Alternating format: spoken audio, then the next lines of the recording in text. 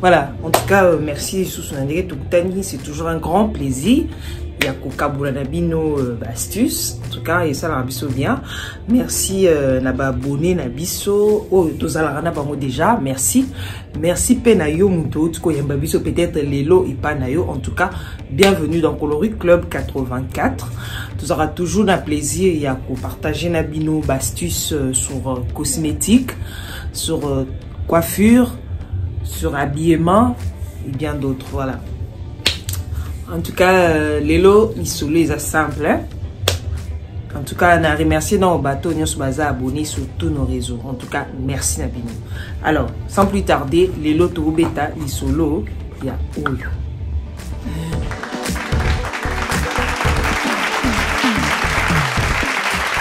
Lelo na meme bino yango, ils ont cimenterie. Il y a des cas qui ont cimenterie. Vous m'avez imaginé, yango.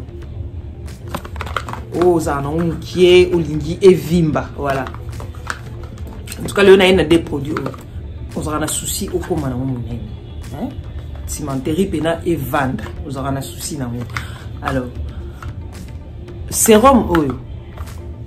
Sérum, c'est un bon huile essentielle. Il y a ail. Et permettre à ce que le face, cimenterie, et retrouver élasticité et puis rondeur, réseau forme et rondeur. Voilà. On a besoin au commun.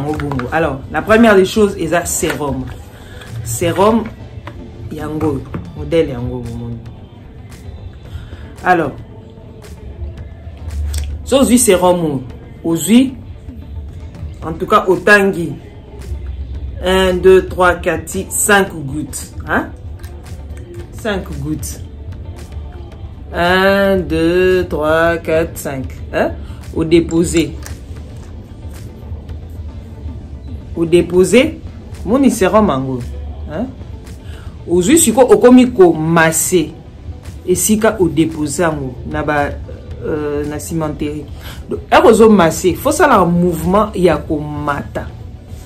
Donc, mon coin A, aux massé, aux matissa. Ou na CP, aux matissa. On peut quitter mais aux matissa. Il y a des qui permettre à ce que elles soient volume. Donc, aux massé, produit et quota. Alors, ceci c'est un sérum, oui, bon, emballage en gros, hein. Emballage izaka pour na crème. Voilà, crème en gros. Mon modèle en gros.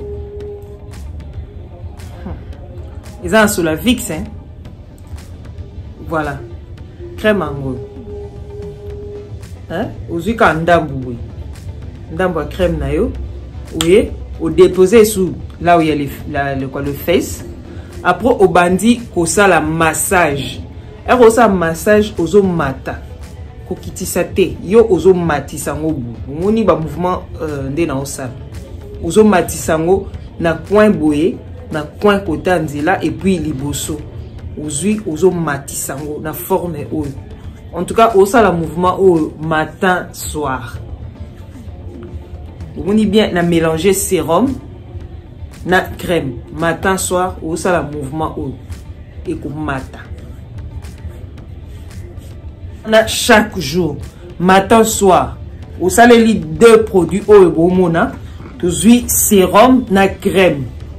Aux mélanger en place moko sérum na crème. Autre saleli aïchoun.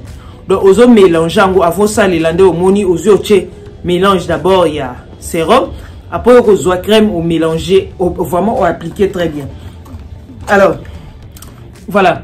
Crème et salami na pilipili, na ail. Et pikaka, et swaka. En tout cas, faut y aller. Oyoka chaleur, oyoka par moto et dégagé. En tout cas, en gros. Donc, quand on entend ce qu'on dit, c'est irritation, donc, on dit qu'on gratte, hein, au tiki. So, on dit vraiment, première fois. Au tchango, et ça, irritation, on a obligé, il y a au tika pour elingiote. Voilà. Donc, sérum na crème et salami, na aïe, na pilipili. Vous savez, là, chaque jour. En tout cas, et vimba. Et puis, bomoni, il faut masser. Il faut masser. Ça, le mouvement, au outil na se, aux mata. Au yepe na quoi, au mata, pour sa forme. sinon te oya obima côté musu ekonda côté musu ya mune non yo moko osala ngo bongo chaque jour matin soir au moins 2 fois par jour matin soir en tout cas ceux qui est compatible na nzoto na yo une semaine 1 mois 2 mois au moins déjà formé et vandi donc il dépend de la ndenge yo osalela pas mutu musu pe ko ozala eningo bateke soka osaleli boyemba moko esali pas mutu musu ya musu fozwango 3 tours ou bien 2 tours. So c'est pas un produit au commerce biso comme d'habitude. En tout cas, on a un produit na yo. Alors attention, quand ça les langues d'une exagération, t'es pas biso ton exagération bilo ka vite fait ma bé. So moi ne GPC, hein? Au cas dans musu ku des musu aussi ça oh nyo sauter et ses uniformes. Musu peut cause la musu aussi si ba bocal nyo so mbalé et sengi obakisa bocal mususu. Mais kokende au-delà te, il y a exagération te, le ko moni vimbi au komo zo bakisa, c'est pas bien. Voilà. Auto yo ka kité. Avant qu'on applique ba produit na yo, faut au sokola. Ngo bateke nzoto iza salte ko pa ko pe mafuta te. Au sokoli nde yo ko zwa, olandisi produit na yo tongo comme pourquoi. Donc au sokoli bien avant, il faut qu'on applique toujours na nzoto iza propre. Ce que ça propre, problème ils ont. Mais dans d'autres saleté, donc le matin, le soir, vous mélangez sérum nayo na crème nayo.